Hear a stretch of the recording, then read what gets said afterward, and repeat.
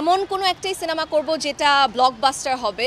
So সেই ইচ্ছা তো আছে এবং ইচ্ছা আছে যে অবশ্যই একজন বড় তারকা কিংবা বড় সুপারস্টারের সাথে কাজ করার। সো দেখা যাক, আর যদি এই বছর না হয় সামনের বছর আপনারা আমাকে দেখবেন বড় পর্দায়। এভাবেই নিজের প্রথম সিনেমায় কাজ করা নিয়ে বলেছিলেন ছোট পর্দার অভিনেত্রী সাবিলা নূর। তা অবশেষে সত্যি হলো। ও সম্প্রতি সিনেমার শুটিং সেট থেকে পাওয়া কিছু ফুটেজে মিলেছে এর সত্যতা। তাণ্ডব ছবিতে সাকিবের বিপরীতে কি আসলেই আছেন সাবিলা নূর? নির্মাতা রাফি এই নিয়ে কিছু না জানালেও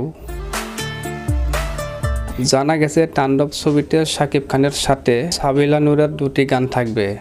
এরই মধ্যে বিএফডিসি ও ঢাকার পাটচুকে রাজশাহীতে চলছে নায়কের তাণ্ডব সিনেমার দৃশ্যধারণ। ঈদ উল ফিতরে মুক্তি পাওয়া শাকিব খানের বরবাদ ছবির রেস এখনো কাটেনি।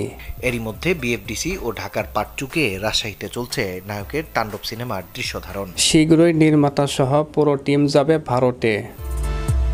তাণ্ডব ছবিতে শাকিব খানের বিপরীতে সাবিলা নূর তো আছেই, গুরুত্বপূর্ণ একটি চরিত্রে দেখা যাবে জয়া আহসানকে। অন্যান্য চরিত্রেও অভিনয় করেছেন আফজাল হোসেন, সুমন আনোয়ারের মতো শিল্পীরা।